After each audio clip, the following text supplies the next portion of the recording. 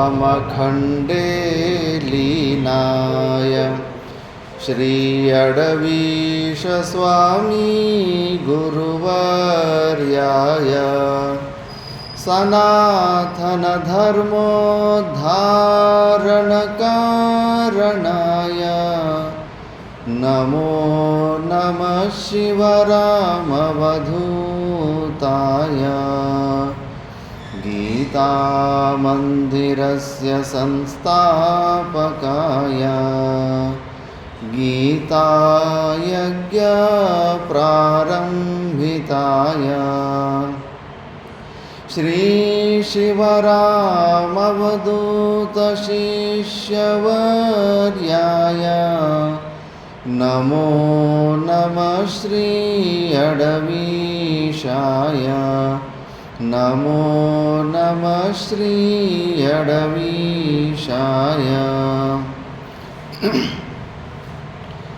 ఆలయముక అధిష్టాత్రి దేవుళ్ళైన వాసుదేవ సమేత అందరు దేవతలకు ప్రణామం చేస్తూ, అర్చనీయ వందనీయ శ్రోత్రియ బ్రహ్మనిష్ట బ్రహ్మలీన శివరామ అవధూతల స్వాముల వారికి ప్రణామం చేస్తూ, అర్చనీయ వందనీయ శ్రోత్రియ బ్రహ్మనిష్ట బ్రహ్మలీన అడవీశ స్వాముల వారికి ప్రణామం చేస్తూ, సభను అలంకరించిన సద్భక్తులందరికీ నారాయణ స్మరణ.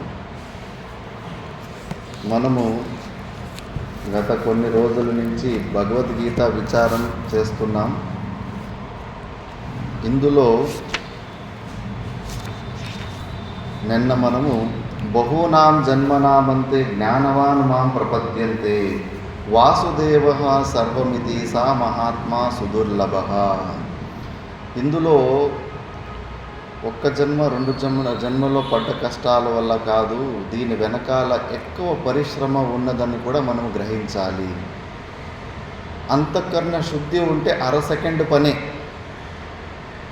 శాస్త్రమే చెబుతుంది, గుర్రం ఒక్క వైపు రికాబులో ఒక కాలు పెట్టి గుర్రం అటువైపు ఇంకో రికాబు అందులో పెట్టేంత సమయంలో ఇంత సమయంలోనే జ్ఞానం అయిపోతుంది, స్వరూప జ్ఞానం అయిపోతుంది అని.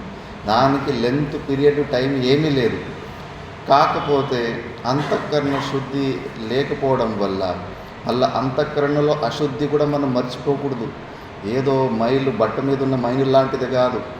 అసంభావన, సంశయ భావన, విపరీత భావన, ఈ ముఖ్యంగా దీని సబ్ కేటగిరీలో ఎన్ని ప్రకారాలైన భావనలు ఉండొచ్చు, కానీ ముఖ్యంగా ఈ 3 ప్రకారాలైన భావనాలే మనకు అంతఃకరణంలో అశుద్ధి రూపంలో ఉంటాయి. ఎక్కువ విపరీత భావన శ్రవణము చేసిన తర్వాత కూడా, మననము చేసి యుక్తుల ద్వారా మననం చేసిన తర్వాత కూడా ఆటోమేటిక్గా నేను పరిచిన్న జీవుణ్ణి, నేను పుట్టి సచ్చేవాడిని, షడ్భావ వికారులు ఉన్నవాడిని, అల్పుణ్ణి అనేది ఆటోమేటిక్లో ఉంటుంది. కాబట్టి అందుకే ఇది అంత సులభం కూడా అనుకోవద్దు, మరీ అంత తేలిక కూడా తీసుకోకండి. ఈ మాయను చాలా కష్టం. ఇది బహూనాం జన్మనామంతే. వివేక చూడమిళ్ళ అయితే శతకోటి జన్మ సుకృతిస్తు అంటారు. ఒక్క జన్మలో చేసుకున్నది కాదు, ఎన్ని జన్మల నుంచి ఇలాంటి అభ్యాసాలు చేసుకుంటూ ఇక్కడ దాకా వచ్చాము. ఈరోజు ఆ పరమాత్మని కృప ద్వారా మనం పూర్వజన్మలో చేసుకున్న పుణ్యం ఫలం వల్ల కాసేపు మనల్ని గంట సేపు మనసు కూసోపెడతా ఉంది సత్సంగంలో. లేకపోతే ఆయంత సామర్థ్యం కూడా ఉండదు. ఎంత కావాలో ప్రపంచంలో ఎటో లాక్కెళ్ళిపోయేది. ఈరోజు మనం ఆయంత రోజు ఒక గంట సేపు కూసోగలుగుతున్నామంటే పూర్వజన్మలో చేసుకున్న ఇలాంటి సాధనలే కారణం. కాబట్టి దీని వెనకాల చాలా ఎక్కువ పరిశ్రమ ఉన్నదన్న విషయం మనం గ్రహించాలి. జ్ఞానవాన్ మాం ప్రపద్యంతే. మార్గాలు ఎన్నెన్నో ప్రకారాలు బోధిస్తూ ఉంటారు. కన్ఫ్యూజ్ కూడా చేస్తూ ఉంటారు. ఆ మార్గంలో కూడా మోక్షం పొందొచ్చు, ఈ మార్గంలో కూడా మోక్షం పొందొచ్చు అని. ఎన్ని మార్గాలు ఉన్నా అంతఃకరణ శుద్ధి వరకు అనేక ప్రకారాలు ఉండొచ్చు. నిష్కామ కర్మయోగం ఉండొచ్చు, ఉపాసన మార్గం ఉండొచ్చు, యమనియమాదుల ద్వారా కూడా అంతఃకరణ శుద్ధిని పొందొచ్చు.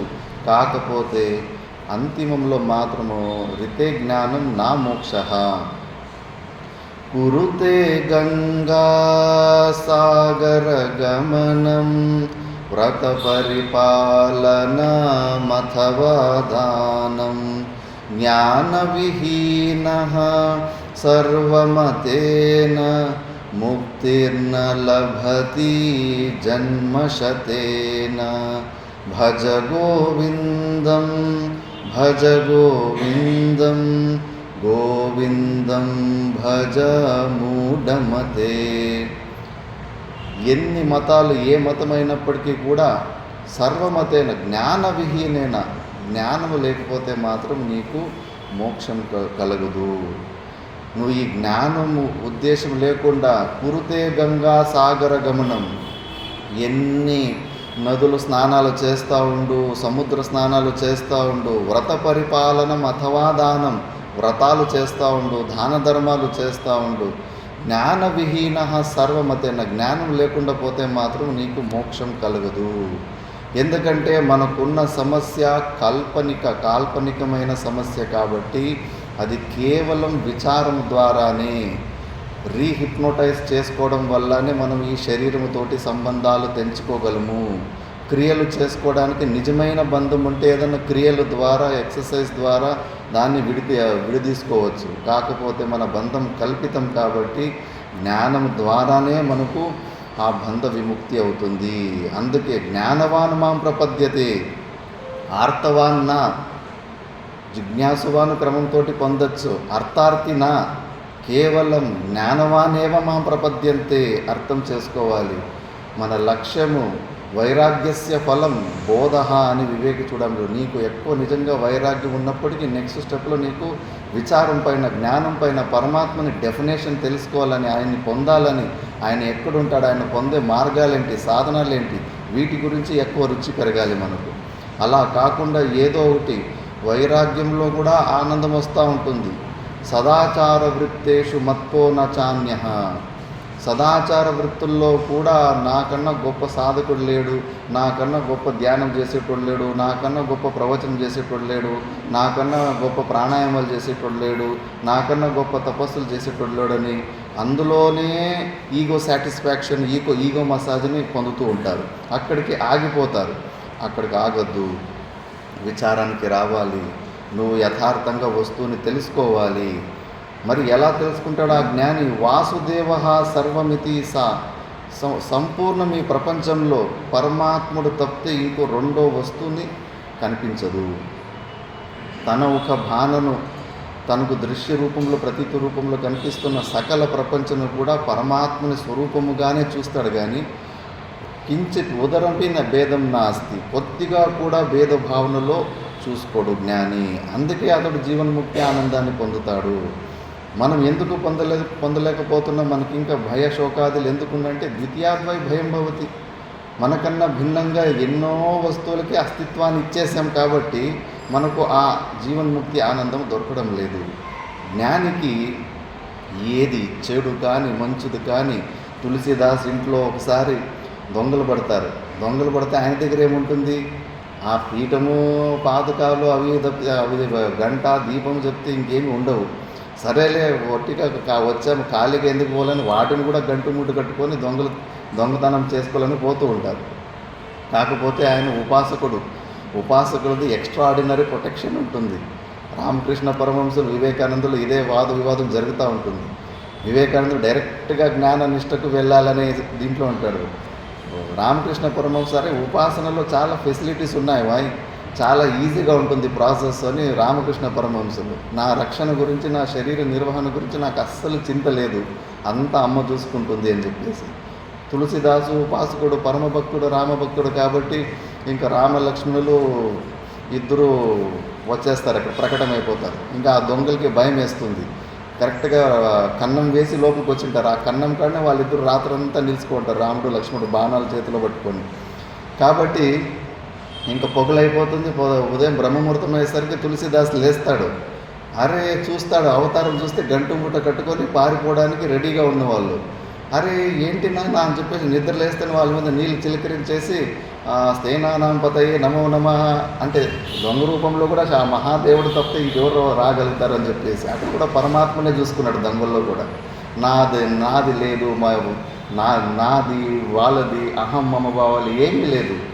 మరి అలాంటి ఎందుకంటే అభేద దర్శనం ఉన్న వాళ్ళకు సర్వం పరమాత్ముడే. మళ్ళీ దాని తర్వాత తెలుసుకుంటాడు, అయ్యో మరి మీరు ఎందుకు గంటు మూట కట్టుకున్నారు, వెళ్ళిపోవచ్చు ఉండదు కదా రాత్రిని, పాపం ఎందుకు ఇక్కడ ఏం ఇబ్బంది అయింది అని అడుగుతాడు. అయ్యో వీళ్ళిద్దరు మమ్మల్ని పంపిస్తలేదు, ఈ బ్లూ కలర్ ఆయన ఒక ఆయన, వైట్ కలర్ ఆయన, వీళ్ళిద్దరూ బాణాలు పెట్టుకొని అడ్డుకున్నారు, అందుకే భయపడి మేము పోలేకపోయాము అని. అప్పుడు మళ్ళీ బాధపడతాడు, అయ్యో రామ లక్ష్మణుడు నా కోసం వాళ్ళు రాత్రంతా నిలబడి ఉన్నారా అని చెప్పేసి. అంటే వాళ్ళ భావం, జ్ఞానుల భావము ఏది వాళ్ళకు నా నుంచి ఆ స్వరూపం కన్నా భిన్నంగా, పరమాత్మ కన్నా భిన్నంగా ఏది కనిపించదు. మనము దొంగని అలా ట్రీట్ చేయగలమా? పోలీస్ కంప్లైంట్ ఇచ్చి వాడిని కట్టేసి ఎన్ని ప్రకారం ట్రీట్మెంట్ ఉంటుంది మనది. కానీ జ్ఞానుల ట్రీట్మెంట్ అలా ఉండదు. కాబట్టి వాళ్ళకు మనము చూసే భేదాల్లో వాళ్ళు అసలు చూడరు. వాళ్ళకి ప్రతిదీ సకలం ప్రపంచమంతా కూడా మట్టి కుండ, మట్టి నుంచి ఎన్ని వెరైటీలు కుండలు చేయొచ్చు, ప్లేట్లు చేయొచ్చు, ఎన్ని ఇటుకలు చేయొచ్చు, ఎన్ని చేసినా కూడా వాళ్ళకి అన్నింటిలోనూ ఆ మట్టి తత్వాన్ని, మూలతత్వాన్ని చూసే అలవాటు ఉంటుంది వాళ్ళకు. ఇంకా నామరూపం, కుండ అని పేరు వచ్చింది మట్టి నుంచి తయారు చేసిన దానికి. ఆ నామము రూపానికి అందులో ఉన్న మట్టి పదార్థాన్ని తీస్తే వేరే అతిరిక్తమైన సత్తా లేనే లేదు, దానికి ఎగ్జిస్టెన్సే లేదు. ఇందులోనే అది భ్రాంతి రూపంలో క్రియాకారిత్వం వల్ల మనకు అదొకటి ఎక్స్ట్రా వస్తువు అని మనకు కనిపిస్తుంది. అలాగే ఈ సకల ప్రపంచంలో అంతటా సచ్చిదానంద స్వరూపుడు పరమాత్ముడే ఉన్నాడు. కొండలని, చెట్టులని, మనుషులని, వెరైటీ ఇవన్నీ ఏమి పేరు, అన్నిటికీ ఒక్కొక్క పేరు ఉంది. షేపులు, సైజులు, షేపులు డిఫరెంట్గా ఉన్నాయంతే. ఈ సైజులు, షేపులు అందులో ఉన్న సచ్చిదానంద అంశాన్ని తీసి పక్కన పెట్టేస్తే మళ్ళా నామరూపాలు నిలబడడానికి ఏమి ఆధారం కూడా ఉండదు. అందుకే మృత్కార్యం సకలం ఘటాది సతతం మృన్మాత్రమేవావితః తద్వత్సజ్జనితం సదాత్మకమిదం సన్మాత్రమేవాఖిలం యస్మాన్నాస్తి సతః పరం కిం తత్సత్యం స ఆత్మా స్వయం తస్మాత్ తత్వమసి ప్రశాంతమమలం బ్రహ్మద్వయం యత్పరం. ఎలాగైతే మట్టి నుంచి చేసిన దాని కార్యాలు ఆ మట్టి నుంచి భిన్నంగా ఉండవో, అలాగే ఈ సకల జగత్తు కూడా ఆ సత్వస్తు, ఆ సత్ పరమాత్మ కన్నా భిన్నంగా లేవు. నామరూపాలు కేవలము మనం వ్యవహార సత్తాలో ఉండి మనము కల్పితం చేసుకొని వ్యవహారానికి వాడుకుంటున్నవి. వాటికి అందులో ఉన్న మెయిన్ సబ్స్టెన్స్ సచ్చిదానంద స్వరూపాన్ని తీసి పక్కన పెడితే సపరేట్గా నిలబడడానికి దానికి ఏమీ చోటు కూడా లేదు. కేవలం అది మిథ్యా అంతే. అలాగే నిద్రా కల్పిత దేశకాల కలన యాత్రాది సర్వం యత మిథ్యా తద్వదిహాపి జాగ్రతి జగత్ స్వాజ్ఞాన కార్యత్వతః యస్మాదేవం ఇదం శరీరకరణ ప్రాణ అహమాది అపి అసత్ తస్మాత్ తత్వమసి ప్రశాంతమమలం బ్రహ్మద్వయం యత్పరం. అలాగే ఎలాగైతే నిద్రాకల్పిత రాత్రిపూట్ల స్వప్నంలో మనమే సముద్రమై, మనమే పృథివీ అయి, మనమే నదులై, మనమే చెట్లై, మనమే కొండలై, మనమే ఎన్నో వ్యక్తుల్ని సృష్టించి అందులో మనదే ఇంకొక శరీరాన్ని సృష్టించుకొని ఎలాగ సర్వము మనమే అవుతామో, దేనివల్ల నిద్రాకల్పిత దోషం వల్ల, నిద్ర అనే దోషం వల్ల ఎలాగ సంపూర్ణ జగత్తును ఒక సృష్టినే రోజు స్వప్నంలో సృష్టించుకొని మనమే అందులో ఉంటామో, అదే ప్రకారంగానే ఈ స్వాజ్ఞాన కార్యత్వత, అజ్ఞాన కార్యత్వత, మన స్వరూపము ఒక అజ్ఞానం, మోహనిద్ర. రోజు పోయేది అది ఆ నిద్ర నుంచి లేవుకోమని కాదు శాస్త్రం ఉపనిషత్తు చెప్పేది. అనాది కాలం నుంచి పడుకున్నవే లేచినట్టు అనిపిస్తూ ఉంది కదా. ఇప్పుడు ఈ లేచినట్టు అనిపిస్తున్నది కూడా అది స్లీప్ వాక్ అంతే. నిద్రలో నడుచుకునే అలవాటు కొంత ఉంటుంది కదా, అలాంటి నిద్రలో స్లీప్ వాకే చేస్తున్నాం. ఇప్పుడు మనమేమో లేచినాము, జాగ్రత్త అవస్థలో ఉన్నామంటున్నాము. దీన్నే నిద్ర అంటుంది ఉపనిషత్తు. ఇందులో కాదు నాయన, వివేకంలో లేవు, నీ పరమార్థ సత్తాలో లేవు, వ్యావహారిక సత్తాలోనూ ఇంకా భ్రాంతి జగత్తులోనూ ఉన్నావు. అందుకే ఇది మన ఒక స్వరూపం, ఒక అజ్ఞానం వల్ల మనం ఎవరు అన్న విషయాన్ని సరిగ్గా తెలుసుకోవడం వల్ల, ఆ అజ్ఞానం వల్ల కూడుకొని ఈ వ్యవహారిక సత్తా అంతా మనకు కనిపిస్తూ ఉంది. ఆశ్చర్యం, విచారణ చేయండి. ఇప్పటి వరకు ఇంకా మనం సరిగ్గా మనం ఎవరు అనే విషయం తెలుసుకోలేదు. ఆధార్ కార్డులు ఎన్నిసార్లు ఆఫీసులు వెంబడి తిరిగి పేర్లు చేంజ్ చేసుకున్నాం, అడ్రస్లు చేంజ్ చేసుకున్నాం. అది కూడా ఆ పేరు అడ్రస్ కూడా అబద్ధమే. వాస్తవికమైన మన పేరు అడ్రస్ని కూడా ఇంకా సరిగ్గా తెలుసుకోలేదు.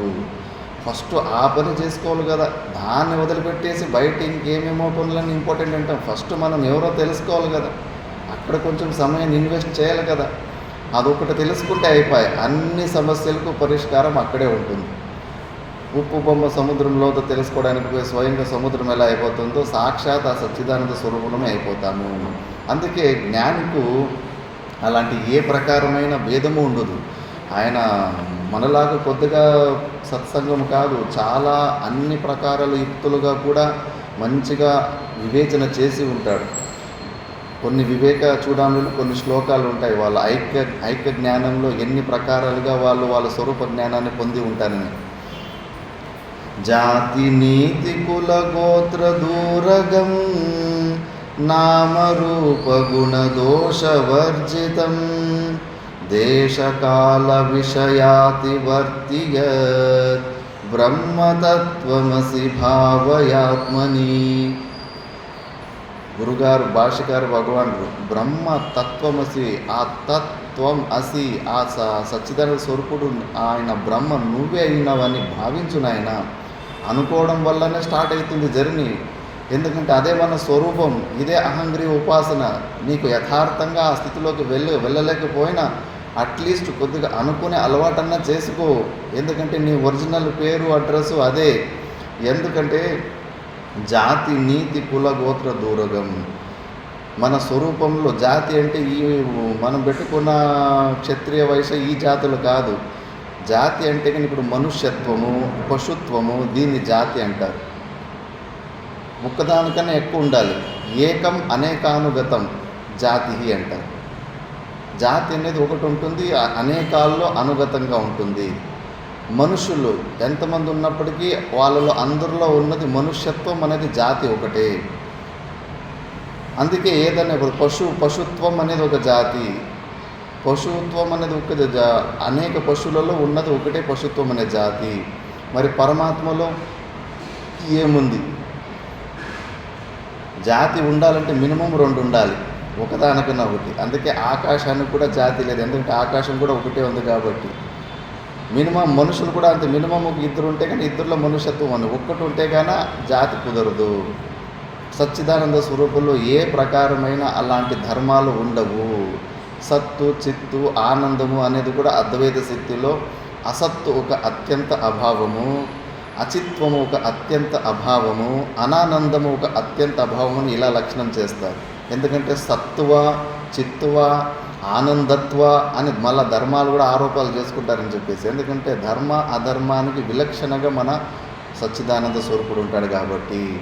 మనకి ఏదన్నా ఒక వస్తువు మనకు జ్ఞానం కావాలంటే దానికి ఇలాంటిది ఒక జాతి ఉండాలి, ఒక గుణం ఉండాలి, రూపం ఉండాలి, హస్తి భాతి ప్రియ, ఇవి 3 ఉండాలి. అప్పుడు అలాంటి వస్తువు గురించి మనం ఏదైనా జ్ఞానం పొందగలం.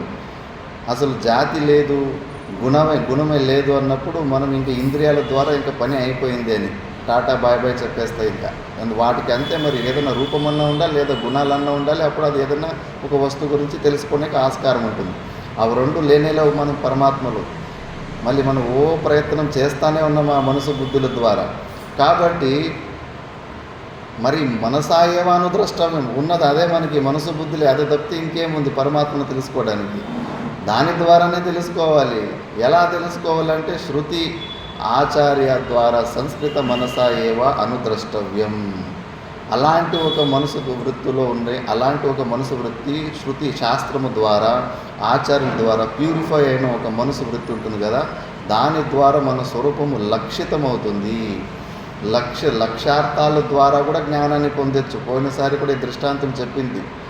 ఇప్పుడు సీతాదేవి, రాములు, లక్ష్మణులు అంతా వనవాసంలో పోయినప్పుడు అత్రి అనుసూయల ఆశ్రమానికి వెళ్తారు. అప్పుడు ఆడవాళ్ళంతా ఒక సైడ్కి వెళ్ళిపోతారు. అనసూయాదేవికి వీళ్ళిద్దరిలో రాముడు ఎవడు అని తెలుసుకోవాలని కుతూహలం పెరుగుతుంది.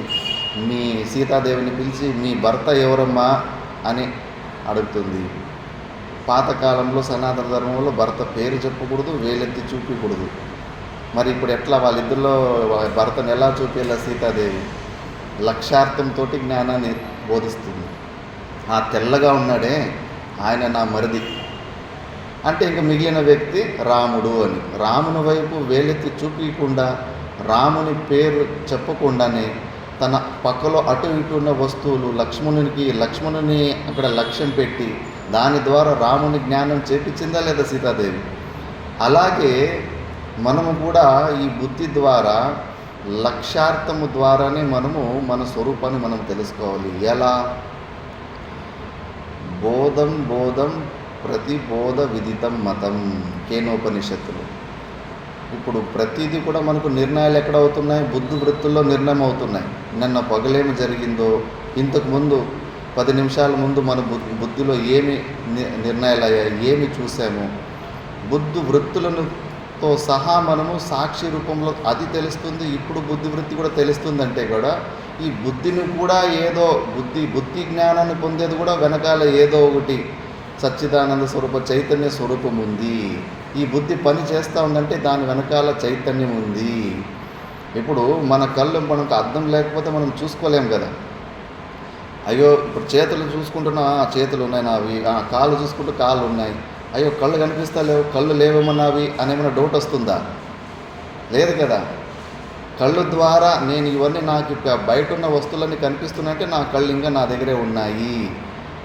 అలాగే బుద్ధి ద్వారా బుద్ధిలో ఇంకా జడరూపమైన బుద్ధి చైతన్యంగా త్రిపుటి జ్ఞానాన్ని పొందుతూ ఉందంటే దాని వెనకాల చైతన్యం ఉంది, చైతన్య స్వరూపం ఉంది. చైతన్యం ఒక అధిష్టానం ఉందని ఈ బుద్ధి ఈ త్రిపుటి జ్ఞానాన్ని పొందుతూ ఉంది అని ఆ రూపంలో బుద్ధి ఒక యాక్టివ్ మోడ్ని చూసుకొని కూడా చైతన్యమే ఉందని మన దృష్టి అటు వెళ్ళాలి.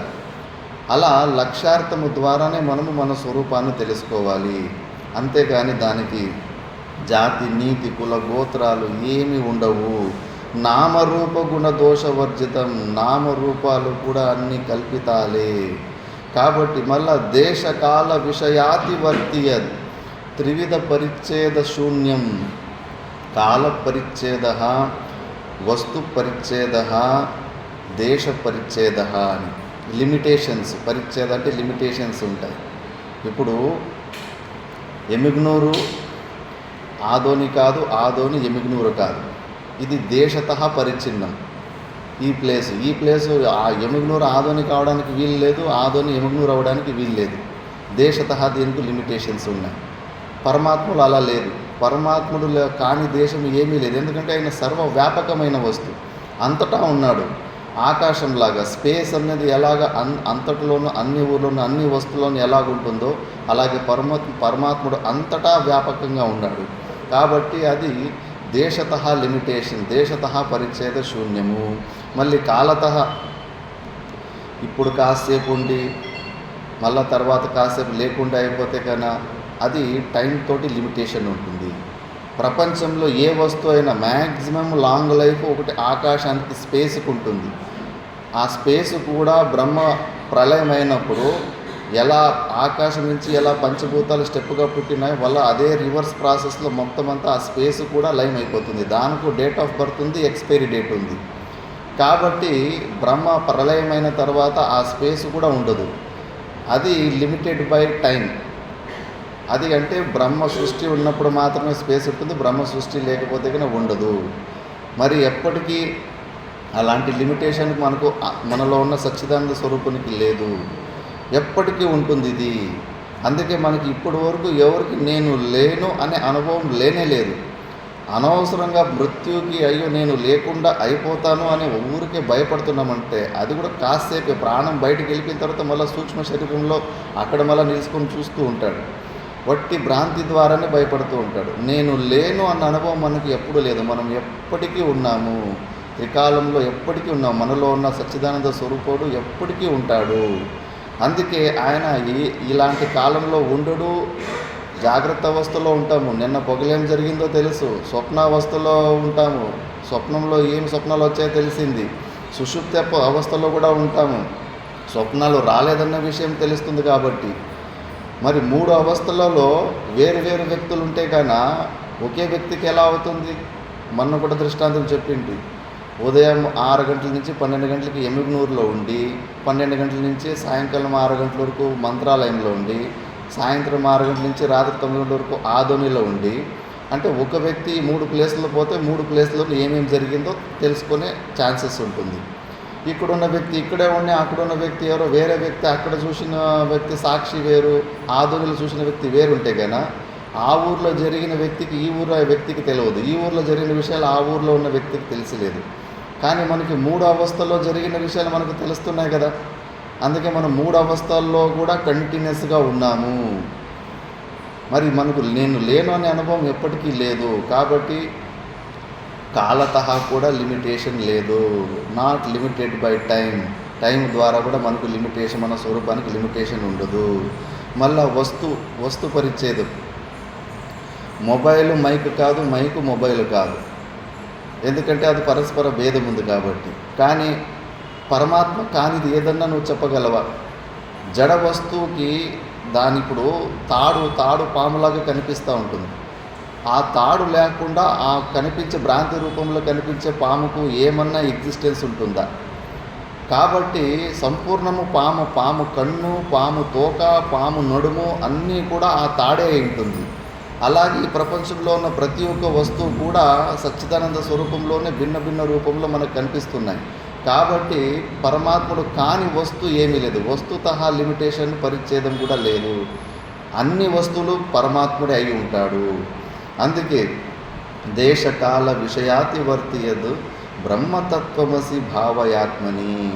నీ జీవుడు అల్పుణ్య అని అనుకుంటున్నావు కదా, ఆ ఆత్మలోనే ఇలాంటి ఆ బ్రహ్మస్వరూపుడు నువ్వే అయిండవని భావించుకో అని శంకరాచార్యులు భగవాన్లు అంటున్నారు. మళ్ళీ యత్పరం సకలవాగ గోచరం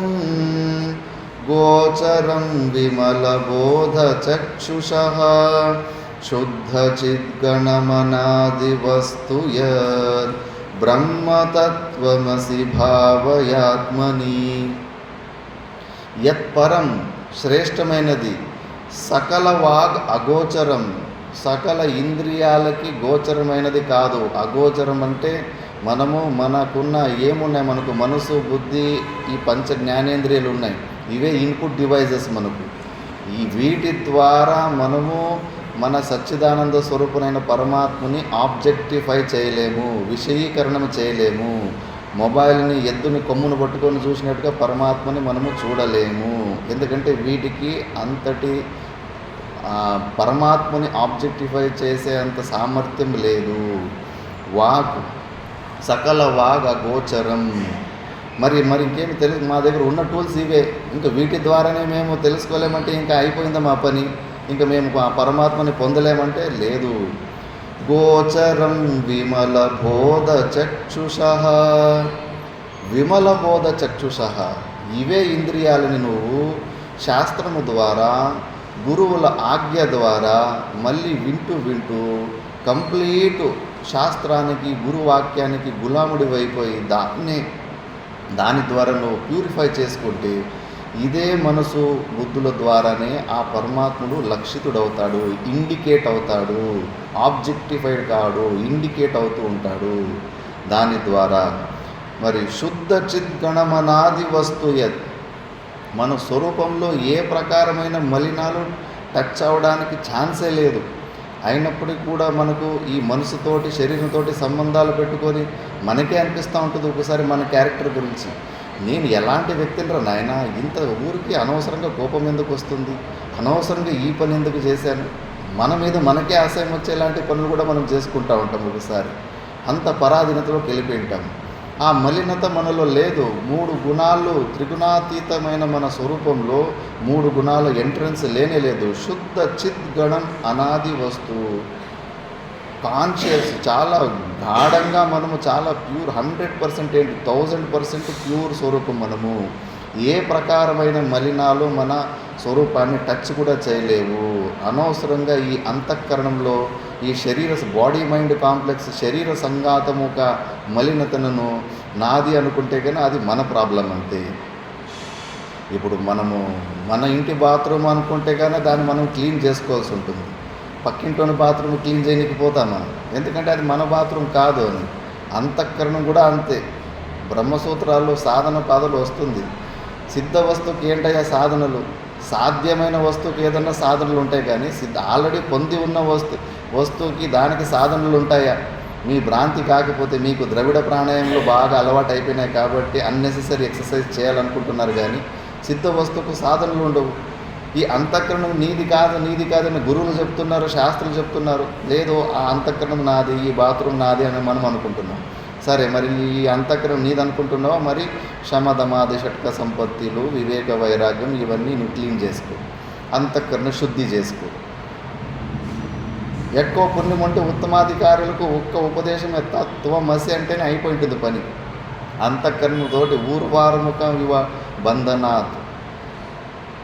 ఆ దోసకాయ తీగ నుంచి బాగా పండిన తర్వాత తానంతకు తాను ఎలాగా ఆ దోసకాయ చెట్టు తీగ నుంచి టక్కని తెగిపోతుందో అంత ఈజీగా ఈ అంతఃకరణంతో సంబంధం కట్ చేసేసుకుంటారు. మనం వదులుతలేం దాన్ని, మానసికంగా దాన్నే పట్టుకున్నాము. అదే నేను అనుకుంటున్నాము. మనిషి కూడా చూడండి, చాలా విచిత్రమైన మనిషి. ఎవరినన్నా ఒకరిని నువ్వు ఒక బస్సు అని తిట్టండి, నువ్వు ఒక బస్సు రైలు అని, వాడికి ఏమంత ఫీలింగ్ రాదు. ఎందుకంటే వాడికి అది ఇంపాసిబుల్. నేను బస్సు ఎలా అవుతానని వాడు అంతగా సీరియస్గా తీసుకోడు.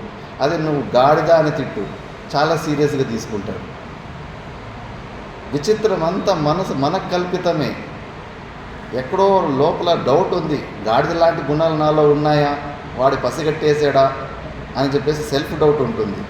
కాబట్టి ఈ అంతఃకరణం గురించి, మనసు గురించి మనము హిప్నోటైజ్ అయిపోయిన పేషెంట్లని గుర్తించి గురువుల దగ్గరికి పోతే దీన్ని రిపేరీ చేస్తారు.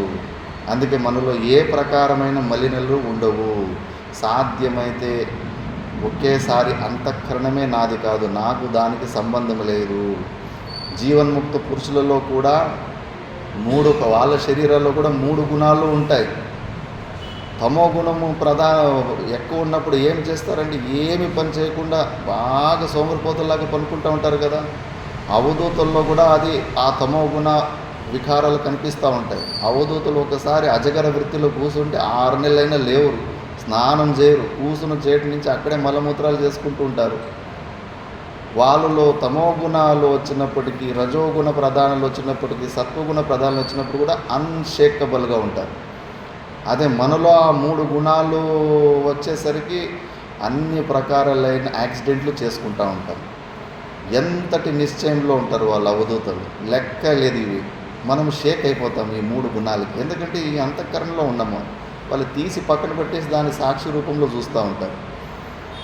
కాబట్టి వాళ్ళకి అది సమస్య కాదు. అందుకే మన స్వరూపము శుద్ధమైన చిద్గణం, అది అనాది అయిన వస్తువు అది. కాబట్టి అలాంటి బ్రహ్మవని నువ్వు భావించు నాయనా అని భాష్యకారులు భగవాన్ అంటున్నారు. షడ్భిరూర్మిభిర యోగి యోగి హృద్ భావితం నకరణైర్విభావితం బుద్ధ్యవేద్యమనవద్యభూతి యత్ బ్రహ్మతత్వమసి భావయాత్మని. షడ్భిః ఊర్మిభిః. ఊర్మిలంటే 6 ప్రకారమైన తరంగాలు. శోకమోహాలు, జరామృత్యు, ఆకలి దప్పి, వీటిని 6 ఊర్మిలు అంటారు. ఇవి తరంగల్లాగా వస్తూ ఉంటాయి, పోతూ ఉంటాయి కంటిన్యూస్గా. సముద్రంలో తరంగాలు, వేవ్స్ ఎలా వస్తూ ఉంటాయో అలాగే వస్తూ ఉంటాయి, పోతూ ఉంటాయి.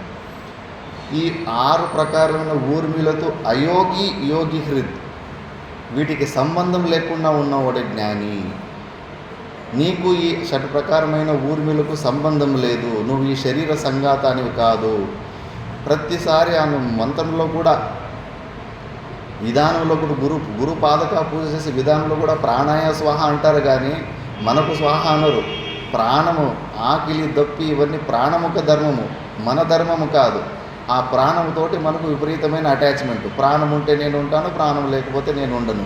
కాబట్టి ఆ ప్రాణంకున్న సమస్యలో ఆకిలి దప్పులు మన సమస్యలు అయిపోయాయి. యోగులు ప్రాణాయామం చేస్తారు. ఆయామం అంటే ఎక్స్పాన్షన్ చేసి దాన్ని సుప్త రూపంలోకి పంపించేస్తారు. ఇంకా వాళ్ళు ఊపిరి లోపలికి పోవడము, బయటికి రావడం ఉంటుంది, స్తబ్దం అయిపోతుంది. రేచక కుంభకాలతోటి ఆపేస్తారు. అందుకే వాళ్ళకి ఆకలి లేదు, దప్పి లేదు. 10 సంవత్సరాలైనా 15 సంవత్సరాలైనా నిర్వికల్ప సమాధి స్థితిలో ఉంటారు. ఎందుకంటే అది ప్రాణధర్మం. కప్పలో కూడా ఉంది సస్పెండెడ్ యానిమేషన్, 6 నుంచి 8 నెలలు. అది కూడా అస్సలు ఏమి చేయదు. వాటికున్న సామర్థ్యం కూడా మనకు లేదు. కనీసం అది ఒక 6 నెలలు ప్రాణాన్ని ఆపేసుకొని స్వాభావికంగా మళ్ళీ అలాంటి సమాధి స్థితిలో ఉంటుంది. అది దాన్ని డాక్టర్లు సస్పెండెడ్ యానిమేషన్ అంటారు. కాబట్టి ఇవన్నీ ప్రాణముఖ ధర్మాలు. ఇవన్నీ ప్రాణముఖ ధర్మాలని ప్రాణమయ కోశంతో తాదాత్మ్యం పెట్టుకుంటే అవి మన సమస్యలు అయిపోతాయి. శ్లోకం అహం వైశ్వానరో భూత్వ. అందుకే అన్నం తినేటప్పుడు నేను తింటున్నాను, నేను కర్తాను బాగు కాదు.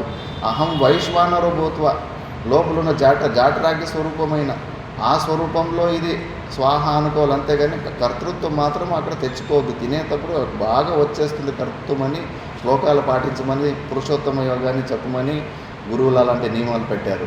కాబట్టి ఈ ఊర్మిళతోటి నీకు సంబంధం లేదు. భావితం నా కరణైర్విభావితం. ఈ కరణాలు మనకు ఏమున్న టూల్స్ ఏమున్నాయి, ఇంద్రియాలు, మనసు, బుద్ధి, ఈ ఒక కరణాల ద్వారా అది భావించలేము మనము. ఇంద్రియాలు ఒక కెపాసిటీని మనము తెలుసుకోవాలి. అందరూ ఆధ్యాత్మిక ప్రపంచంలో అందరూ ప్రయత్నాలు చేస్తున్నారు అనుభూతులు పొందాలి అని చెప్పేసి. అనుభూతులు దేని గురించి అనుభూతులు? పరమాత్మను గురించి అనుభూతులు పొందాలని. ఎక్కడ? బుద్ధిలో. అది అయ్యే పనేనా? ఆ ఓరియంటేషన్నే రాంగు. ఆ బుద్ధికి అంత సామర్థ్యం లేదా ఆ పరమాత్మని ఆబ్జెక్టిఫై చేసేలాంటి. ఆ బుద్ధిలో అనుభూతులు పొందాలని చూస్తున్నారు.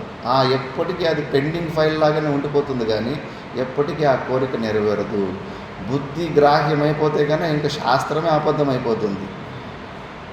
నెక్స్ట్ అందుకే బుద్ధ్యవేద్యమనవద్య వస్తు ఎద్దనే, బుద్ధ్యవేద్యమనవద్య వస్తు భూతి ఎద్దని చెప్పేసి. బుద్ధికి అవేద్యం, అది బుద్ధి ద్వారా వేద్యం కాదు. ఆ బుద్ధి ద్వారా ఆబ్జెక్టిఫై చేసే అలవాట్లు, అనుభూతులు పొందే అలవాట్లు వదిలిపెట్టింది. ఆత్మానుభూతి నుంచి ఒక్క సెకండ్ కూడా మనం బయటకు రాలేదు. ఎప్పుడు అందులోనే ఉన్నాం. మన స్వరూపం, ఎందుకంటే మన స్వభావం నుంచి బయటకు వచ్చే ఛాన్సే లేదు. అది ఇంపాసిబుల్ టాస్క్. ఆ సత్యాన్ని గ్రహించలేకపోతున్నాం. ఇది మనసు బుద్ధి సైలెంట్గా అయిపోతే చాలు. ఆ స్వయం ప్రకాశమైన పరమాత్ముడు సుషుప్తిలో తానంతకు తాను ప్రకాశం అవడం లేదా? డీప్ స్లీప్లో మనకి ఎక్కడ దుఃఖాలు ఏమైనా టచ్ చేసుకోవడానికి ఏమన్నా అక్కడ ఒక చిన్న ఆస్కారం కూడా లేదు. మధ్యలో ఇవి అడ్డం వస్తున్నాయి మనసు బుద్ధులు. వాటి క్యూరియాసిటీ, అవి ఇచ్చే టాస్కులంతా మనము పెద్ద ప్రాజెక్ట్ లాగా చేసుకొని పొడవుటి పెద్ద శ్రమలు పెంచుకుంటూ పోతున్నాం. వాటి అవసరం మనకు లేదు. శరీరాల అవసరం మనకు లేదు. ఈ మనసు బుద్ధి ఇచ్చే సర్టిఫికేట్ కోసం మనం వెయిట్ చేయాలన్నా.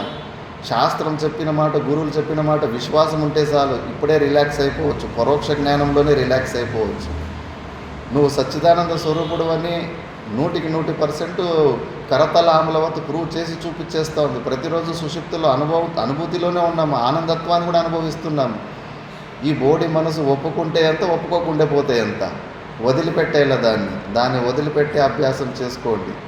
దానికి ఏమి ఫుడ్ పెట్టకండి. దానికి మనం టాస్క్లు ఇస్తే కానీ పెద్ద ప్రాజెక్టులు ఇస్తూ పోతూ ఉంటుంది.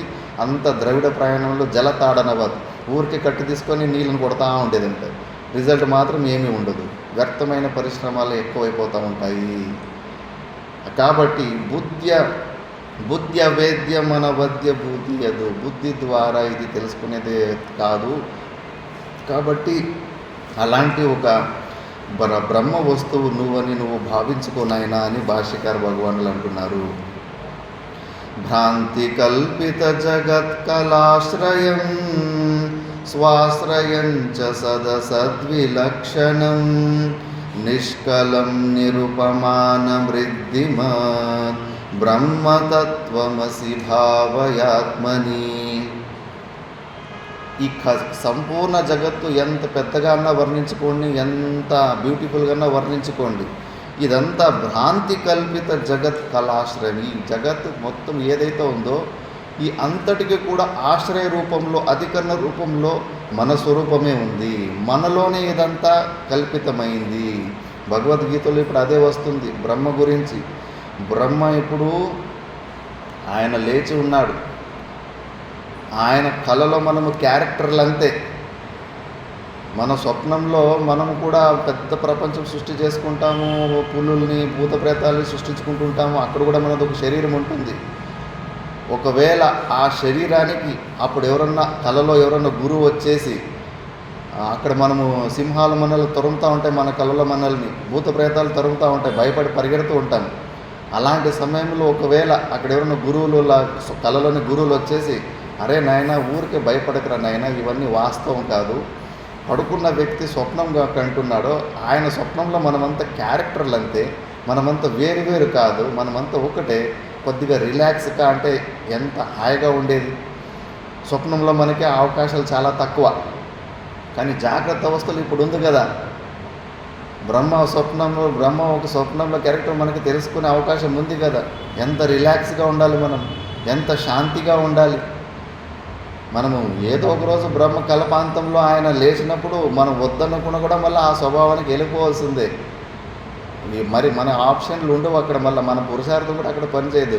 ఆయన ఇప్పుడు లేచి ఉన్నాడు కాబట్టి, సృష్టిలు జరుగుతున్నాయి కాబట్టి మన క్యారెక్టరైజేషన్ వచ్చింది అంతే. అందుకే ఈ విషయాన్ని సత్యం తెలుసుకొని అంతటి కూడా మనమే ఆశ్రయం. మళ్ళీ అక్కడ పడుకున్న బ్రహ్మస్వరూపం మనకు భిన్నం కాదు, మనమే ఉన్నాం, మన స్వరూపమే. స్వప్నంలో క్యారెక్టర్ లాగా వచ్చేసి స్లీప్ టాక్ లాగా నిద్రలో లేచి మాట్లాడుకునే అలవాట్లలాగా ఇప్పుడు నేను అలా మాట్లాడుకుంటాను, మీరు వింటున్నారు అంతే. ఇదంతా స్లీప్ టాక్ అంతే ఇది. కాబట్టి స్వాశ్రయం చ సదసద్విలక్షణం, స్వయం మనకు మనమే ఆశ్రయం ఇక కంప్లీట్ జీవభావానికి. కానీ మళ్ళీ సద్ అసద్ విలక్షణం. ఇక్కడ సద్ అంటే మూర్త అమూర్త విలక్షణం అని. మూర్త పదార్థాలు అగ్ని, పృథివీ, జలము, ఇవి మూర్త పదార్థాలు. వాటిని మనము ఇంద్రియాల ద్వారా ఆబ్జెక్టిఫై చేసుకోవచ్చు. సబ్స్టెన్స్ ద్వారా మెటీరియల్ లాగా మనకు కనిపిస్తాయి. అమూర్త పదార్థాలు అంటే వాయు, ఆకాశం. వీటినే శాస్త్రంలో సద్ అసద్ అనే శబ్దాలతో కూడా వాడుతూ ఉంటారు. కాబట్టి అలాంటి మూర్త అమూర్త వస్తువులకు కూడా అతీతంగా మన స్వరూపం ఉంది.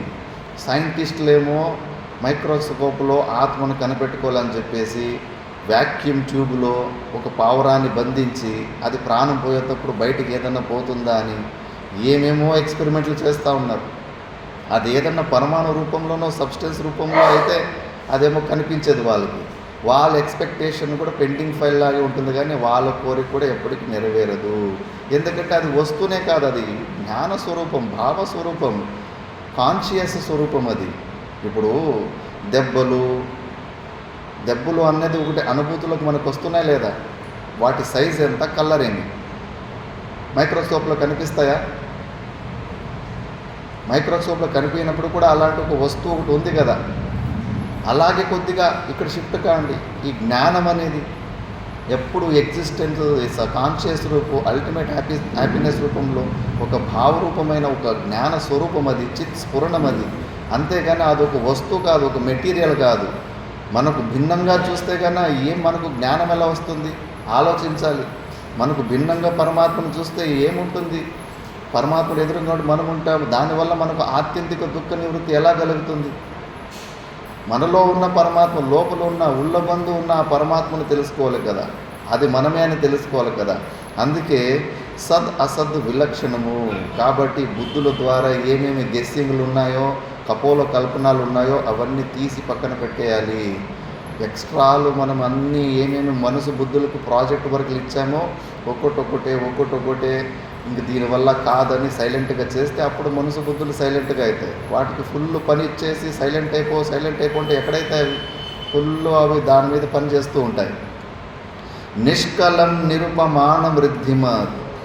నిష్కలం అంటే దానికి ఏమి అవయవాలు పార్ట్స్ ఉండవు, పార్ట్లెస్. కాబట్టి మళ్ళీ అది నిరుపమానం వృద్ధిమత్, దానికి ఏమి ఉపమాలు ఉండవు. రాముని యుద్ధం ఎలా ఉందంటే రామ యుద్ధం లాగానే ఉంది అని చెప్పేదంట. అంత భయంకరమైన యుద్ధము మళ్ళీ ఎప్పుడు మన పురాణంలో కానీ ఎప్పుడు జరగలేదు. ఒకరోజు ఎంత భయంకరంగా రాముడు శ్రీరామచంద్ర ప్రభు యుద్ధం చేశాడంటే లక్ష్మణుడు అనుకున్నాడంట, అబ్బో ఈయనకు తమ్ముడు అయిపోయాను కాబట్టి బతికిపోయాను, ఈయనతోటి ఏమన్నా శత్రువు అయితే కానీ ఎప్పుడో మట్టిలో కలిసిపోయాను. నేను ఆ రోజే సీతమ్మ తల్లికి చెప్తే ఇంతటి పరాక్రమవంతుడిని ఆ జింకలేమి చేయగలవమ్మా, ఎవరేం చేయగలరు అని చెప్పేసి జాంబవంతు సుగ్రీవుడు అనుకున్నాడంట, అబ్బో ఈయనకు నేను మిత్రుని అయిపోయాను కాబట్టి బతికిపోయాను, శత్రువుని అయిపోయి వాలీలాగా శత్రువుని అయిపోయింటే మాత్రం నా పని మటాస్ అయిపోయేది అని చెప్పేసి. ఇంకా హనుమంతుడు భక్తుడు కాబట్టి అబ్బా ఇంతటి పరాక్రమవంతుడికి మన అవసరం ఏమన్నా ఉందా, మనకేదో మన కీర్తి పెంచడానికి మన చేతి ఇవన్నీ పని చేపిస్తున్నాడు కానీ ఇంతటి పరాక్రమవంతుడికి మన అవసరం ఉందా అని అనుకున్నాడు.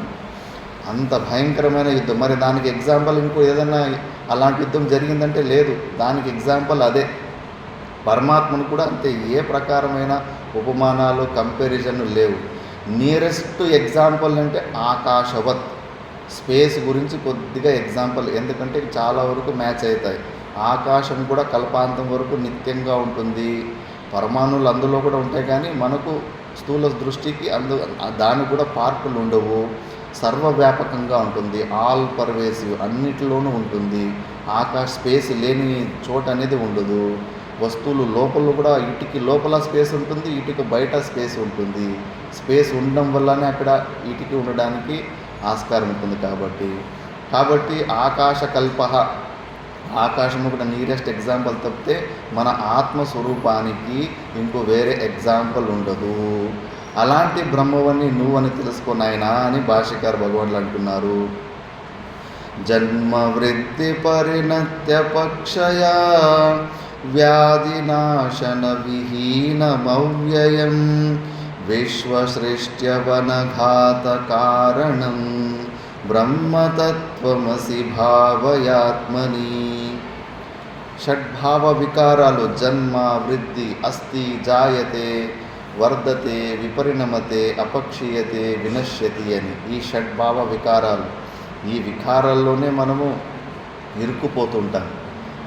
వాస్తవంగా అన్ని వికారాల్లో అంత పెద్ద సమస్య లేదు, కానీ అంతిమ వికారంలో షేక్ అయిపోతాం. ఇప్పుడు బాలత్వం అనేది ఒక వికారం ఉండే, బాలత్వం పోయి యవ్వనత్వం వచ్చేసింది. ఎప్పుడు పోయిందో ఎప్పుడు వచ్చిందో కూడా మనకు ఐడియా లేదు. అలాగే ఈ యవ్వనత్వము పోయి మళ్ళీ మధ్య వయస్తత్వం వచ్చేసి ఉంటుంది, అది కూడా ఎప్పుడు వచ్చిందో ఎప్పుడు పోతుందో అది తెలియదు. కానీ వృద్ధత్వ సంభావిత దుర్దశాంతం, ఆ వృద్ధత్వం అన్న వికారంలో బాగా డీప్గా ఈ వికారంలో ఇన్వాల్వ్ అయిపోతాం. దాని గురించి మధ్య వయసు నుంచినే చింతలు స్టార్ట్ అవుతాయి, ఇన్సెక్యూర్ ఫీలింగ్స్ వస్తుంటాయి. ఎందుకంటే నాకు వయసు అయిపోతే నన్ను ఎవరు చూసుకుంటారు, పరాధీనత ఎక్కువైతే ఉంటుంది. ఎన్ని డబ్బులు ఉంటే కనీసం పని మనిషి అన్నా కావాలి కదా, వాడు కంట్రోల్ చేస్తాడు, వాడు చెప్పిన మాట వినడు, జుట్టు ఎవరిదో ఒక చేతిలో ఉన్నే ఉంటుంది. షడ్భావ వికారంలో మనం ఇరుక్కున్నప్పుడు మన జుట్టు 100% ఎవరి చేతికి పోతానే ఉంటుంది. పరాధీనత నుంచి మనం బయటకు రాలేము. అలాంటి షడ్భావ వికారాలు నీలో లేవు అని శాస్త్రం అంటుంది. కేవలం అనుకుంటున్నావు అంతే. ఈ శరీర సంఘాతానికి ఉన్న సమస్యలన్నీ నీవు అనుకుంటున్నావు. అర్థం చేసుకోవాలి, మనము ఎక్కడి వరకు సంబంధాలు పెట్టుకుంటామో అక్కడున్న సుఖదుఖాలు మనం అయిపోతాయి. క్రికెట్ మ్యాచ్ చూస్తున్నప్పుడు భారతదేశంతో సంబంధం పెట్టుకుంటే ఆ టీం ఓడిపోతే ఆ దుఃఖం మనకు వస్తుంది. ఎక్కడి వరకు అహం మమ, నాది నేను అని ఎక్కడి వరకు సంబంధాలు పెట్టుకుంటామో అక్కడ ఉన్న సుఖ దుఃఖాలన్నీ మనం అయిపోతాయి. అందుకే ఈ శరీరముతోటి ఆ అహమ్మమ భావాలు తొలగించుకోవాలి. ఆ అహమ్మమ భావాల వల్లనే మనం ఈ షడ్భావ వికారాల్లో డీప్గా ఇన్వాల్వ్ అయిపోతాము. లేకపోతే ఏముంది, ఈ శరీరం రాలిపోతే ఏం నష్టం ఉంది? మనది కాని శరీరం ఎందుకు మనం దీన్ని గట్టిగా పట్టుకోవాలనుకుంటాము? పోని పట్టుకోవాలని ప్రయత్నం చేస్తే 10,000 ఏళ్ళు బతికిపోతామా? ఎవరైనా హిరణ్యకశిపుడు ఎంత తెలివైన వరం కోరాడు, నేను లోపల సాయకూడదు, బయట సాయకూడదు, దేవతలు చంపకూడదు, మనుషులు చంపకూడదు, ఏ అస్త్రాల వల్ల చేయకూడదు, పగులు చేయకూడదు, రాత్రి చేయకూడదు. ఎంత తెలివిగా నువ్వు మృత్యుని జయించాలని చూసిన ఈ శరీర వియోగాన్ని ఎవ్వరూ ఆపలేరు. జరిగేది జరుగుతూ ఉంటుంది. మనకు ఈ శరీర సంఘాతానికి సంబంధం ఏంటి? ఎన్ని షర్ట్లు పాత షర్ట్లు వేసుకున్నాము, తూట్లు పడిన తర్వాత తీసేసి కొత్త వేసుకున్నాము. అంతే, ఇది కూడా ఒక షర్ట్ లాంటిది. అంతే ఈ శరీరం, రెంటెడ్ హౌస్ అంతే. ఇది పాంచభౌతికమైన పదార్థం అంటే ఇందులో నాది నాది అని కబ్జాదారులు మన సైట్లు కబ్జా చేసుకున్నట్టు మనం ఈ పాంచభౌతికమైన వస్తువు మీద మనం కబ్జా చేసి కూర్చున్నాం అంతే. లేకపోతే ఏముంది, మనిషి ప్రాణం కాస్త పిడికిడు ప్రాణం పోయిందంటే కన్నా ఆ ప్రాణం కూడా పాంచభౌతికమైన మెటీరియల్లే. మళ్ళీ మిగతాదంతా పృథ్వీతత్వం పృథ్వీలోకి వెళ్ళిపోతుంది, నీరుతత్వం మేఘాల్లోకి వెళ్ళిపోతుంది, అగ్ని మళ్ళీ అగ్నితత్వంలోకి వెళ్ళిపోతుంది, జఠరాగ్ని అంతా అంతే. 10 ఫీట్లు మట్టి అంతే. ఆ 10 ఫీట్ల మట్టిని అనాది కాలం నుంచి జబర్దస్తిగా కబ్జా చేసుకుంటూ వస్తూ ఉన్నాం. రెంట్ కూడా సరిగ్గా కట్టినామో లేదో, ఇది రెంటెడ్ హౌస్ అంతే ఇది. అలాంటి ఈ శరీరం మీద అంత మోహం ఎందుకు? మోహం పెట్టుకుంటే ఏదైనా ప్రయోజనమన్నా ఉండాలి కదా. ఏదో ఆగిపోతుంది, మృత్యు రాకుండా ఆగిపోతుంది, వృద్ధత్వం రాకుండా ఆగిపోతుందంటే ఏదో కొద్దిగా దాని గురించి వరి చేద్దాం అనుకుందాం. వరి చేసినా కూడా జరిగిపోతూ ఉంటుంది. అందుకే ఈ షడ్భావ వికారాలు మనకు కాదు, ఇది ఒక చొక్కా లాంటిది అంతే. ఇది ఉంటే ఉంటుంది, పోతే పోతుంది. నేను సచ్చిదానంద స్వరూపాన్ని సాక్షి రూపంలో నేను చూస్తున్న వ్యక్తిని, నాకు దీనికి సంబంధం లేదని ఇలా ధైర్యం తెచ్చుకోవాలి. అలా మనం ఈ శరీరంతో మోహం తెచ్చుకున్నప్పుడు మళ్ళీ ఆ మృత్యు అనేది అక్కడ ఆ సహస్ర వృష్టిక దంష్ట అంటారు. మోహం ఉంటే 1000 తేళ్లు కరిస్తే ఎంత నొప్పి వేస్తుందో మృత్యు సమయంలో అంత నొప్పి వేస్తుంది. అదే మోహం తొలగిపోయింది, అహంభావాలు పోయినాయా ఇంకా లైట్ వెయిట్ అయిపోతుంది. అబ్బో పోయింది, ఇది రాలిపోయింది, ఎక్స్ట్రా లగేజ్ ఏది ఉందో నా మీద అది ఎక్స్ట్రా లగేజ్ రాలిపోయింది, ఇంకా ఆనందమవుతూ ఉంటుంది. కాబట్టి ఈ షడ్భావ వికారాలు మనలో లేవు. మళ్ళా విశ్వసృష్టి అనవద్య కారణం బ్రహ్మతత్వమసి భావయాత్మని. మనల్ని నాశనం చేసేలాంటి వస్తువు లేదు. భాష్యకారు శంకరాచార్యులు భగవద్గీతలో ఈశ్వరేనాపి హంతుం నా శక్యతే, ఈశ్వరు నుంచి కూడా మన ఆత్మస్వరూపాన్ని చంపడానికి వీలు కాదు అది. ఎందుకంటే ఆయన స్వరూపమే కదా. ఆత్మని మన నుంచి పుట్టిన ఈ పాంచభౌతికమైన వస్తువులకు, అగ్నికి కానీ పృథివీకి కానీ కత్తులతో కానీ దేని కూడా మన ఆత్మని ఏమి టచ్ చేయలేవు. పాంచభౌతికమైన వస్తువులకు మనల్ని నాశనం చేసేంత సామర్థ్యం లేదు. మనం ఈ పాంచభౌతిక శరీరానికి అతీతంగా ఉన్న సాక్షి స్వరూపము. కాబట్టి మనకు ఈ షడ్భావ వికారాలు ఏంటి? మనకు నాశనం ఏంటి? మనము లేకుండా అయిపోవడం ఏంటి? భ్రాంతి కాకపోతే దీని గురించి విచారణ చేయాలి. అందుకే ఈ షడ్భావ వికారాలు నీలో లేవు, నువ్వు ఆ బ్రహ్మవే అయి ఉన్నావని భావించుకో. మళ్ళీ హస్తభేదమనపాస్త లక్షణం నిస్తరంగ జలరాశి నిశ్చలం నిత్యముక్తమ విభక్తమూర్తి యద్ బ్రహ్మతత్వమసి భావయాత్మని. ఇంకా ఇలా ఎక్కువ లక్షణాలు ఎక్కువ ఉన్నాయి, కాకపోతే మనకు సమయము తక్కువ కాబట్టి ఇలా జ్ఞానులు ఇలాంటి చాలా డీప్గా వాళ్ళ స్వరూపాన్ని ఐక్య జ్ఞానాన్ని పొంది ఉంటారు. కాబట్టి వాసుదేవ సర్వమితి, కనిపించే ఈ ప్రపంచమంతా కూడా అణువు కూడా వాసుదేవుడే ఉన్నాడు. తాడు పాము రూపంలో కనిపిస్తున్నప్పటికీ పాము కన్ను, పాము నాలిక, పామ తోక, పామ నడుము సంపూర్ణంగా ఆ తాడే అయింది, ఆ తాడకు భిన్నంగా లేదు. అలాగే ఈ సంపూర్ణ జగత్తు ఆ వాసుదేవుడే. మళ్ళీ ఎవరిని ద్వేషిస్తాము, దేని చూసి అసహించుకుంటాము? సర్వం బ్రహ్మమయం అనే ఆ సర్వభావాపత్తిలో మహాత్ములు ఆ అనుభూతిలో కూడా ఎంతోమంది వస్తూ ఉంటారు. అప్పుడు మళ్ళీ గడ్డి మీద కూడా ఒకసారి కాలు పెట్టలేకపోతుంటారు. రామకృష్ణ పరమహంసులు అలాంటి కాసేపు అలాంటి లీలలు జరుగుతూ ఉంటాయి. మేము చదువుకున్న ఆశ్రమంలో చోటా మహారాజ్ అని ఉండేవారు. ఇలాంటి భావంలోకి వెళ్ళిపోయినప్పుడు ఆ పూలు కూడా తెంపలేకపోయేవాడంట. పూలు తెంపితే తనకు తను గిల్లుకున్నట్టు అయ్యేదంట. అంతటా ఆయన అయి ఉంటాము, అలాంటి స్వరూపం. కాబట్టి జ్ఞానులు వాసుదేవ సర్వమితి మహాత్మ, అలాంటి జ్ఞానులు అలా ఉంటారు. కాబట్టి వాళ్ళు పరమాత్మని పొందుతారు. మళ్ళీ సా మహాత్మ సుదుర్లభ, ఇంకో విషయము చెప్పాడు. అలాంటి జ్ఞాని మహాపురుషులు దొరకడము చాలా దుర్లభము. ఈ శబ్దారణ్యంలో ముంచేవాళ్ళు కూడా ఎంతోమంది ఉంటారు. అనవసరంగా వ్యర్థమైన పరిశ్రమలు, వ్యర్థమైన క్రియల ద్వారా టైం వేస్ట్ చేసేటోళ్ళు కూడా ఉంటారు. యథార్థంగా వస్తువుని తక్కువ పరిశ్రమతోటి మంచి యుక్తుల ద్వారా మనకు మన స్వభావంలోకి తిరిగి తీసుకుపోయేలాంటి మహాపురుషులు, అలాంటి జ్ఞానులు చాలా చాలా దుర్లభము. దుర్లభం త్రయమే వైతద్ దైవానుగ్రహ హేతుకం మనుష్యత్వం ముముక్షుత్వం మహాపురుష సంశ్రయ. ఈ మూడు చాలా దుర్లభము. దేవతలకు అనుగ్రహం ఉంటేనే మనకు అలాంటి మహాపురుషుల దొరుకుతారు. మనుష్యత్వము, తీవ్ర ముముక్షుత్వం, తీవ్ర మోక్షేచ్ఛ, దుఃఖ నివృత్తి చేసుకోవాలనే తీవ్ర ఇచ్చ, మళ్ళీ మహాపురుష సంశ్రయము. అలాంటి మహాపురుషులు దొరకడము, వాళ్ళ మీద మనకు శ్రద్ధ రావడము, వాళ్ళ వాక్కు ద్వారా మన అజ్ఞానం నివృత్తి కావడము చాలా చాలా దుర్లభమని మనం అర్థం చేసుకోవాలి. సా మహాత్మ సుదుర్లభ. అందుకు ఒకవేళ దొరికితే గాన కాపాడుకోవాలి గట్టిగా. మనకు ఆయన తప్పితే కన్నా మనకు ఈ సంసార సాగర్ నుంచి బయటికి తీసేవాళ్ళు ఎవరు ఉండరు.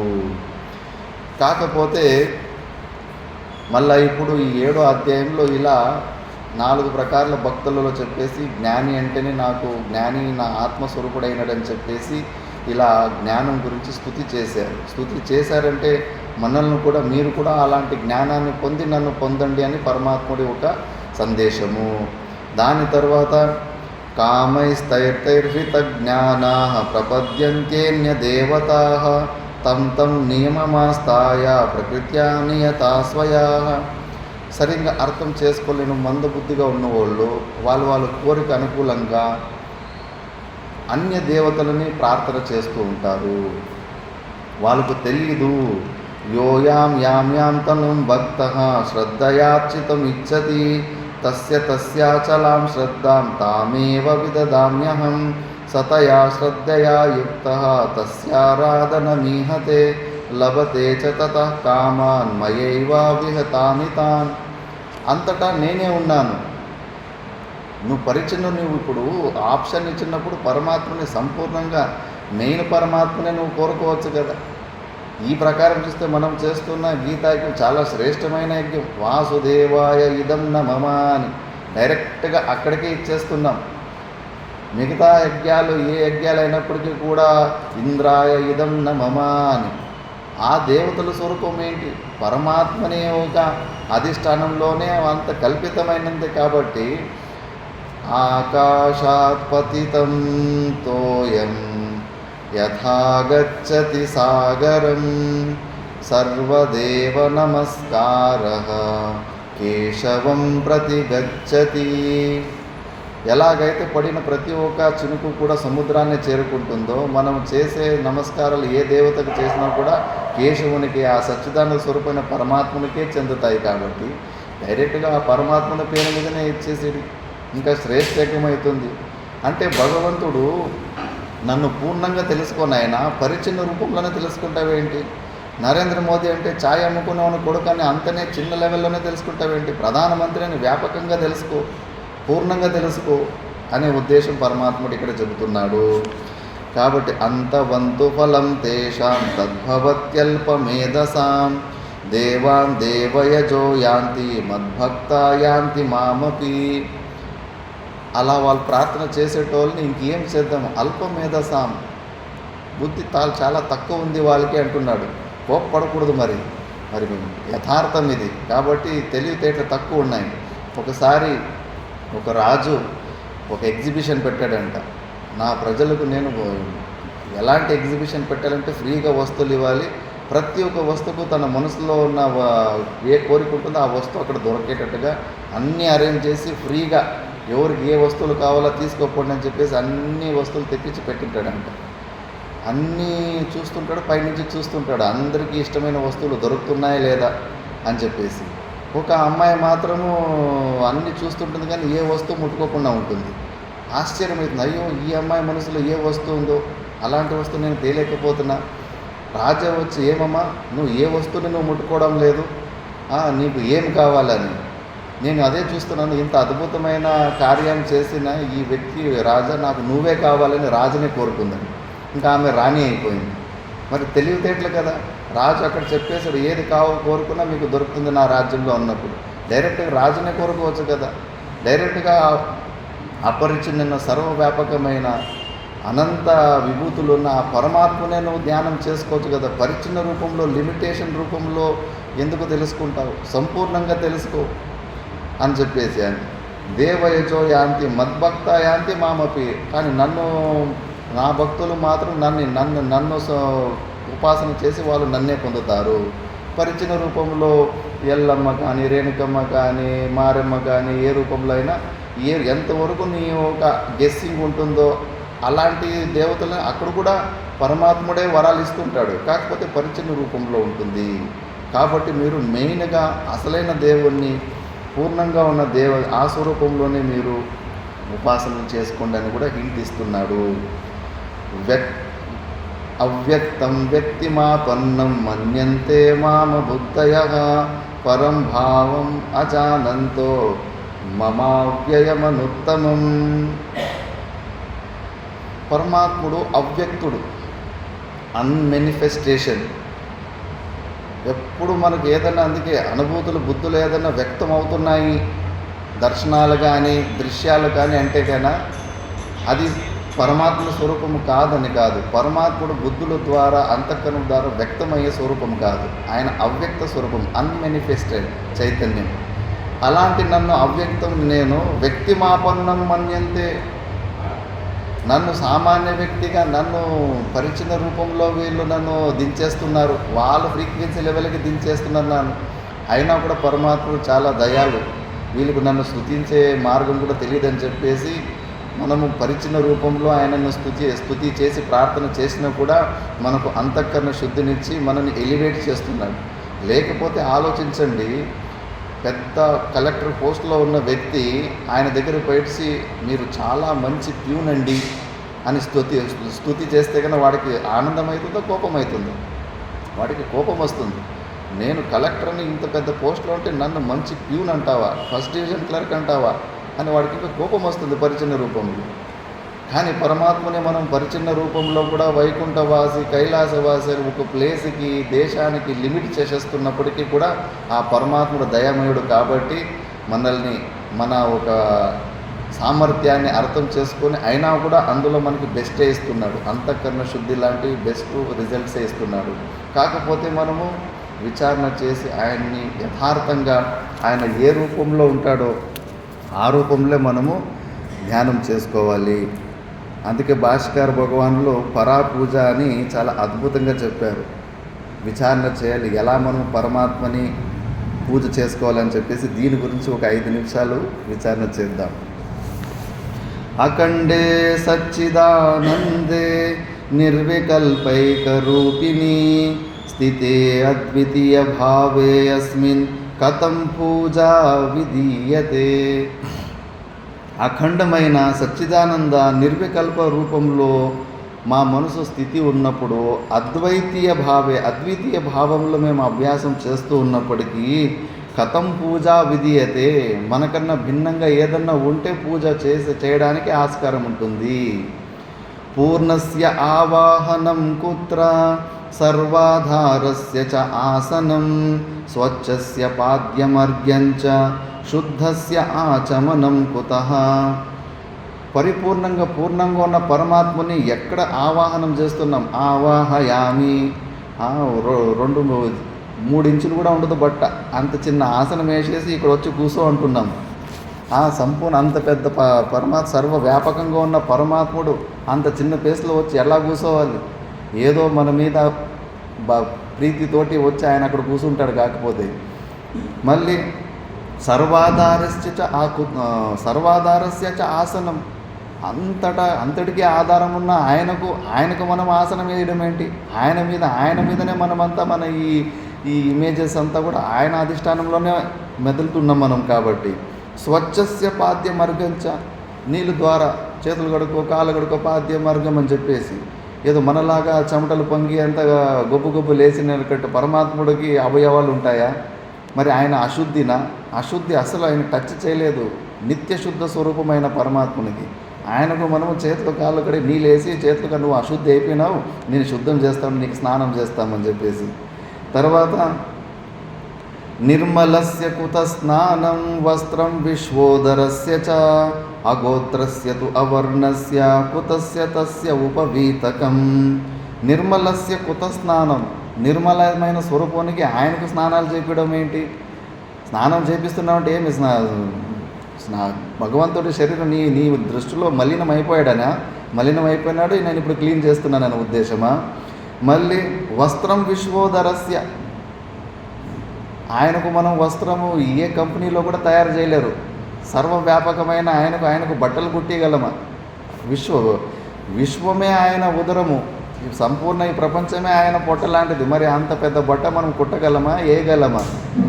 ఆయన చేస్తున్నాం. చిన్న ఒకసారి ఏమి లేకపోతే కొద్దిగా పత్తి తీసేసేస్తాం, లేదా యజ్ఞోపవీతాన్ని దీన్నే వస్త్రమని స్వీకరించని చెప్పేస్తాం. మనకి ఎలా అనుకూలమో అలాగ కన్వర్ట్ చేసేసుకుంటాం.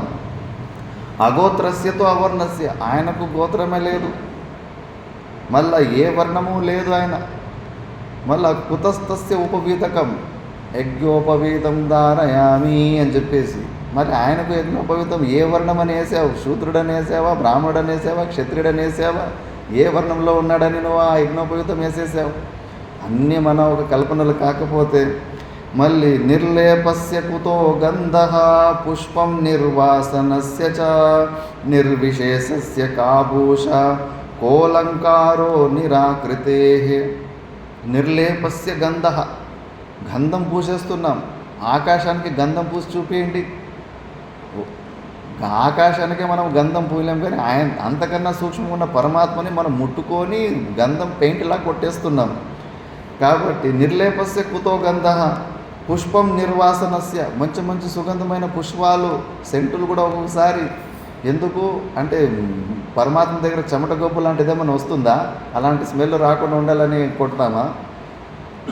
మళ్ళీ నిర్విశేషస్య కాబూష, ఆయనకు ఏమి విశేషాలు లేవు. సామాన్య రూపంలో సచ్చిదానంద స్వరూపంలో ఆయన సామాన్య గుణంలో సర్వవ్యాపకంగా ఉంటాడు. ఇంకా విశేషాల్లోనే పరిచిన్న బుద్ధి వస్తూ ఉంటుంది. అలాంటికి మనం నిర్విశేషస్య కాబూష, అంత అలంకారం. కో అలంకార నిరాకృతే, ఆకారమే లేదు ఆయనకు ఏ అలంకారాలు మనం చేసుకుంటాం? కో అలంకార నిరాకృతే. నిరంజనస్య కిం ధూపైర్దీపైర్వా సర్వసాక్షినః నిజానందైకతృప్తస్య నైవేద్యం కిం భవేదిహ. నిరంజనస్య కిం ధూపైః, ఏమాత్రము అంజనం ఏమాత్రం మలినం లేని ఆ స్వరూపంలో ధూపాల ద్వారా మళ్ళీ దీపాలు పోయి గుడ్డుపై కోడినెక్కించినట్టే ఉంటుంది. నా తత్ర సూర్యో భాతి నా చంద్రతారకం కుతోయం అగ్ని అని. సూర్యచంద్రులే ఆ ప్రకాశమే పరమాత్మని చూపించడానికి అసమర్థులు అయిపోతారు. అలాంటిది మనము చిన్న చిన్న దీపాల ద్వారా పరమాత్మని దర్శనము చూపిస్తూ ఉంటాము. కాబట్టి విశ్వానందపూరితస్య కింతా మళ్ళా నిజానందైకతృప్తస్య నైవేద్యం కిం భవేదిహ. ఆయనకు నైవేద్యం ఏంటి? నిజంగా ఆనందంగా సర్వతృప్తి ఉన్న అసనాపిపాసరహితమైన సచ్చిదానంద స్వరూపునికి మనలో ఉన్న భావకు తప్పితే కానీ ఇవన్నీ కూడా. కాబట్టి కిం భవేదిహ ఎలా జరుగుతుంది? విశ్వానంద పితృతస్య కిం తాంబూలం ప్రకల్ప్యతే స్వయం ప్రకాశ చిద్రూపో యోసావర్కాది భాసకః. ఈ విశ్వానికే తండ్రి లాంటి వాడు, అతనికి మనము తాంబూలం ఇవ్వడం ఏంటి? స్వయం ప్రకాశ చిద్రూప అర్కాది సూర్యచంద్రులు కూడా ప్రకాశం ఇచ్చేలాంటి చైతన్య స్వరూపము. అలాంటిది మళ్ళా ప్రదక్షిణ హి అమానంతస్య అద్వయస్య కుతో నతి వేద్యవాక్యైరవేద్యస్య కుతః స్తోత్రం విధీయతే.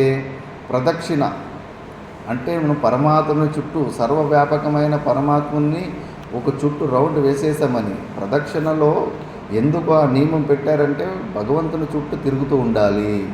ఎందుకు యవ్వనావస్థలో ఉన్నవాడు అమ్మాయి వెంబడే తిరుగుతున్నాడు అంటారు కదా, అలాగే మనం భగవంతుని వెంబడంటే భగవంతుని విచారంలోనే ఎప్పుడు ఉండాలి అనేది ఆ ప్రదక్షిణ ద్వారా మనం తెలుసుకోవడము. ఎప్పుడు పరమాత్మను తెలుసుకుంటూ ఉండాలి దాని ద్వారా. లేకపోతే ఆయనను ప్రదక్షిణ చేయడం ఏంటి? ఒక రౌండ్ వేసేసామంటే కానీ ఆయన పరిచయం లిమిటెడ్ చేసేసాం కదా, దేశత ఒక సర్కిల్ వేసేసామంటే.